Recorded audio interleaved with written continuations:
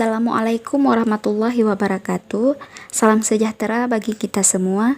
Baiklah, hari ini kami akan mempresentasikan hasil kerja kelompok kami mengenai materinya, yaitu konsep manusia menurut psikologi humanistik dalam tinjauan psikologi Islam. Sebelumnya, penghormatan kami kepada Ibu Dr. Andes Hafnidar Hasan, MPC MSc selaku dosen mata kuliah psikologi Islam. Selanjutnya, kami ingin memperkenalkan diri dengan saya sendiri bernama Ulfa Ramasari dengan NIM 2106240 dan teman saya Muhammad Akmal Syihab dengan NIM 202000111 dan selanjutnya ada Yuni Maulana dengan NIM 2106223. Konsep manusia menurut psikologi humanistik. Psikologi humanistik berpendapat bahwa manusia adalah makhluk yang mempunyai kebebasan melebihi determinan-determinan yang ditunjukkan oleh behaviorism atau psikoanalisis. Manusia adalah penentu utama bagi tingkah lakunya. Ia merupakan agen yang sadar, bebas memilih atau menentukan setiap tindakannya.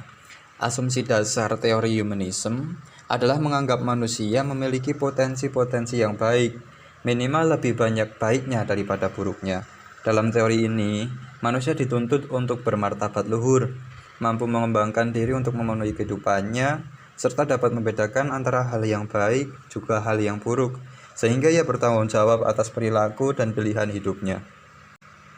Menurut mazhab humanism, tingkah laku manusia yang baik adalah yang sesuai dengan kodrat manusia, yaitu nilai manusiawinya. Pendekatan humanistik mengakui eksistensi agama. Maslow sendiri dalam teorinya mengemukakan konsep metamotivation yang di luar kelima hierarkis needs yang pernah dia kemukakan. Mystical adalah bagian dari metamotivation yang menggambarkan pengalaman keagamaan. Pada kondisi ini manusia merasakan adanya pengalaman keagamaan yang sangat dalam, pribadi atau self, lepas dari realitas fisik dan menyatu dengan kekuatan transcendental atau self is lost and transcend. Rogers mengemukakan pendapatnya tentang humanism, yaitu ada 4 macam. 1. Setiap manusia hidup sebagai pribadi dalam dunianya sendiri dan mencari makna berdasarkan pemikiran dan pengalamannya. 2. Manusia berusaha untuk menonjolkan dirinya dengan mempertahankan eksistensi dirinya. 3. Realitas dalam lingkungannya ditanggapi dengan cara dan prinsip yang sesuai dengan dirinya. 4. Atau yang terakhir, prinsip hidupnya berkembang berdasarkan hasil penalaran, pembauran, perasaan, dan pengalaman. Misyak dan Sexton dalam narasinya mengatakan ada 4 ciri umum psikologi humanistik, yaitu 1. Memusatkan perhatian pada personal yang mengalami dan berfokus pada pengalaman sebagai fenomenal primer dalam mempelajari manusia. 2. Menyadarkan diri pada kebermaknaan dalam memilih masalah-masalah yang akan dipelajari. 3. Menekankan pada kualitas-kualitas yang khas manusia seperti memilih, kreatif, dan menilai. Yang 4, memberikan perhatian penuh dan meletakkan nilai yang tinggi pada kemuliaan dan martabat manusia. Konsep manusia menurut psikologi Islam. Pandangan tentang manusia dapat dilakukan dengan merujuk pada Al-Quran dan hadis.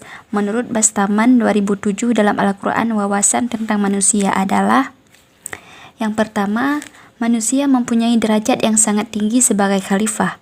Agar manusia dapat menjalankan tugas kekhalifahan dengan baik, maka manusia dilengkapi potensi-potensi yang memungkinkannya dapat memikul tugas tersebut, di mana potensi tersebut yaitu manusia mempunyai raga dengan bentuk yang sebaik-baiknya. Dengan fisik yang bagus, diharapkan manusia dapat bersyukur kepada Allah Subhanahu wa Ta'ala. Quran Surah At-Tin Surah 95 ayat 4. Yang kedua, manusia tidak menanggung dosa asal atau dosa turunan, karena manusia itu bersifat baik dari segi fitrah sejak semula. Quran Surah An-Nahl Surah 16 ayat 78, di mana manusia tidak mewarisi dosa asal karena Adam dan Hawa keluar dari surga. Salah satu ciri utama fitrah adalah manusia menerima Allah sebagai Tuhan. Sebab-sebab yang menjadikan seseorang tidak percaya terhadap Tuhan bukanlah sifat dari asalnya, akan tetapi ada kaitannya dengan alam sekitarnya. Yang ketiga, manusia merupakan kesatuan dari 4 dimensi, yaitu fisik, biologis, mental, psikis, sosiokultur, dan spiritual. Yang keempat, dimensi spiritual, yaitu rohani, ruhku, memungkinkan manusia mengadakan hubungan tentang Tuhan melalui cara-cara yang diajarkannya. Di dalam Al-Quran secara tegas mengatakan bahwa kehidupan manusia tergantung pada wujud ruh dalam badannya, tentang bagaimana wujudnya. Bagaimana bentuknya dilarang untuk mempersoalkannya. Tentang ruh, Al-Quran menyatakan bahwa tingkah laku manusia adalah akibat dari interaksi antara ruh dan badan. Quran Surah Al-Hijj Surah 15 ayat 29. Yang kelima, manusia memiliki kebebasan berkehendak atau freedom of will yang memungkinkan mengarahkan manusia ke arah keluhuran atau kesesatan. Kebebasan kemauan atau kebebasan berkehendak yaitu kebebasan untuk memilih tingkah lakunya sendiri, kebaikan atau keburukan. Sebagai khalifah, manusia menerima dengan kemauan sendiri amanah yang tidak dapat dipikul oleh makhluk-makhluk lain. Quran Surah Al-Kahfi Surah 18 ayat 29. Yang keenam, manusia mempunyai akal sebagai kemampuan khusus dan dengan akalnya manusia mengembangkan ilmu pengetahuan, di mana akal dalam pengertian Islam bukanlah otak, melainkan daya fikir yang terdapat dalam jiwa manusia. Akal dalam Islam merupakan ikatan dari 3 unsur, yaitu pikiran, perasaan, dan kemauan. Allah selalu memerintahkan manusia untuk menggunakan akalnya agar dapat memahami fenomena alam semesta. Akan tetapi, disadari bahwa akal manusia punya keterbatasan. Yang ketujuh, manusia tak dibiarkan hidup tanpa bimbingan dan petunjuknya. Keterkaitan antara psikologi humanistik dengan psikologi Islam. Aliran yang dipelosori oleh Abraham dan Roger di sini sangat menghargai keunikan pribadi, penghayatan subjektif, kebebasan, tanggung jawab, dan terutama kemampuan untuk mengaktualisasikan diri pada setiap individu. Psikologi humanistik ini sangat mewakili suara-suara Islam. Adapun psikologi humanistik ini dengan ciri khas positifnya menjadikan manusia sebagai subjek sekaligus objek dari hubungan antara manusia, alam, dan fisik psikis. Berbeda dengan itu, semua psikologi Islam yang menggunakan fitrah sebagai paradigmanya menjadikan manusia sebagai subjek jika dihubungkan dengan alam dan menjadi objek jika berhubungan dengan Tuhannya. Malik Badri berargumen bahwa prinsip mazhab psikologi humanistik ini memiliki kesesuaian dengan Islam maupun pandangan masyarakat Timur tentang manusia.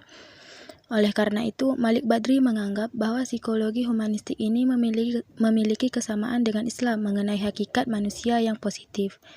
Meskipun memiliki kesamaan pada gambaran karakterologis dan kesejalanan dalam asas-asas dan kualitas insani, paradigma dan orientasi filosofis antara psikologi humanistik dengan Islam. Psikologi humanistik berorientasi antroposentris dan berdimensi aksoterik yang netral etik, sedangkan Islam berorientasi teosentris dan berdimensi eksosentrik yang syarat etik. Adapun kesimpulannya yaitu psikologi humanisme berpandangan bahwa manusia adalah makhluk unik atau khas dan istimewa yang berbeda dengan binatang. Manusia memiliki beberapa karakteristik seperti gagasan, kreativitas, nilai kesadaran diri, tanggung jawab, hati nurani, makna hidup, pengalaman transender, rasa malu, rasa cinta, semangat humor, dan rasa seni. Manusia terdiri dari 2 substansi yaitu substansi jasad dan substansi roh. Pandangan tentang manusia dapat dilakukan dengan merujuk pada Al-Quran dan hadis. Psikologi Islam meyakini bahwa tingkah laku manusia bukanlah hanya sebatas keinginan manusia untuk mengaktualisasikan dirinya, tetapi merupakan serangkaian hubungan antara manusia, alam, dan Tuhan. Perbedaan tingkah laku ada sesuai dengan dominasi keinginan yang akan dilakukan. Cukup sekian presentasi dari kami. Lebih dan kurang kami mohon maaf. Wabillahi taufik wal hidayah. Assalamualaikum warahmatullahi wabarakatuh.